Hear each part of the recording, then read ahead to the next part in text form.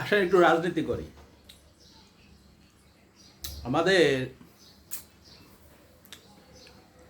5ই আগস্টের ছাত্র জনতার যে অভ্যুত্থান হলো, এই অভ্যুত্থানের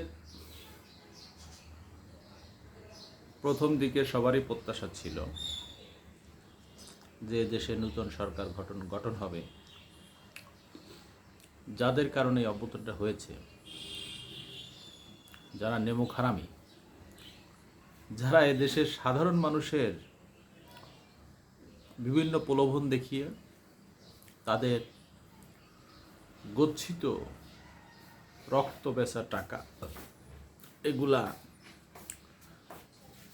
বিভিন্ন ভদ্রবেশে বিভিন্ন রকমের পলিসি আজকে রাখলে প্রতিদিন আপনি টাকা পাবেন, এই টাকা আপনাকে ভবিষ্যতে ফুলসিরাত পাড়ি দিতে সহযোগিতা করবে, 3 বছরে 6 বছরে দ্বিগুণ হবে, বিভিন্ন রকমের প্রলোভন দেখিয়ে এই সাধারণ মানুষের, খেটে খাওয়া মেহনতি মানুষের কষ্টের টাকা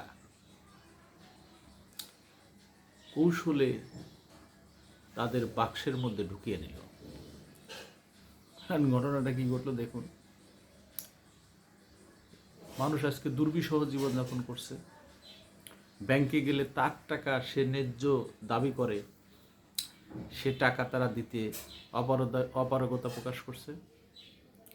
এমনকি তাদের সঙ্গে যার টাকা তার সঙ্গে এই দালালরা, দোসররা, ছদ্মবেশী ডাকাতরা তারা স্যুটটাই পরে খারাপ ব্যবহার করে, বিভিন্ন রেশনিক করে। আপনি যাচ্ছেন, আপনার টাকা দরকার আজকে একটা লিমিটেড টাকা, তাদের কাছে গেলে সেগুলোকে কাটেল করে এমন একটা টাকা দেবে যেন যে ফকিরের ভিক্ষা।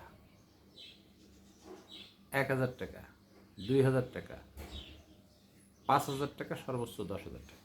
আচ্ছা বলুন, আপনার অ্যাকাউন্টের মধ্যে টাকা আছে 20 লাখ,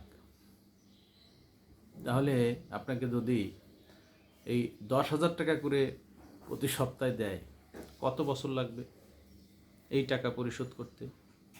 কি হবে এই টাকা দিয়ে? ওই যে ব্রিটিশদের সিস্টেম, যে আপনাকে ব্রিটিশরা যেটা করতো সেটা হচ্ছে আপনি একদিনে আপনাকে 7 দিনের রেশনও দিবে না।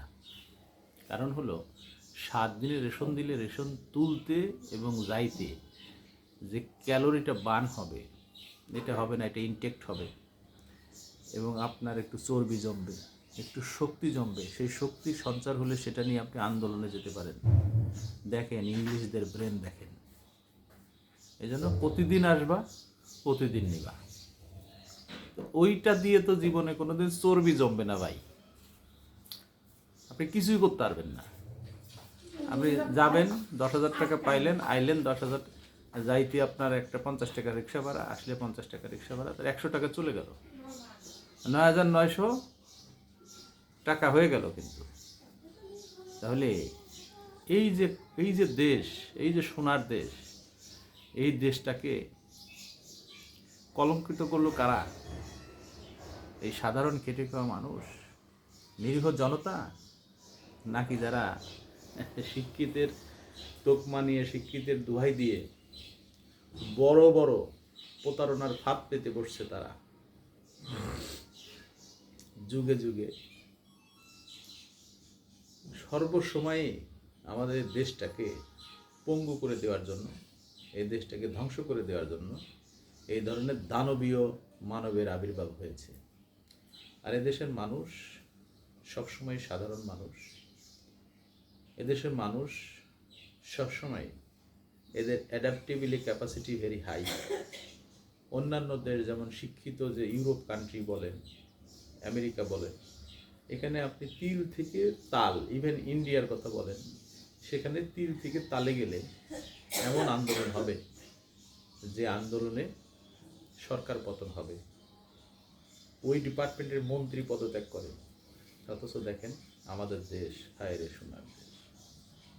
এই দেশের সোনার ছেলেরা জন্ম থেকেই কষ্ট করে বড় হয়, নাই চাকরি বাকরির নিশ্চয়তা, নাই তাদের এক তিন বেলা কি খাবে সেটা নিশ্চয়তা। অথচ তারা নিজে নিজে নিজের তাগিদে নিজের প্রয়োজনে নিজের মতো করে কিছু অর্থ সঞ্চয় করবে, আর এই দানবীয় কথিত ভদ্রলোকেরা স্যুটটাই পরে সেইগুলা লোপাট করা, চুরি করা ফোন দিয়ে আসবে। ধন্যবাদ।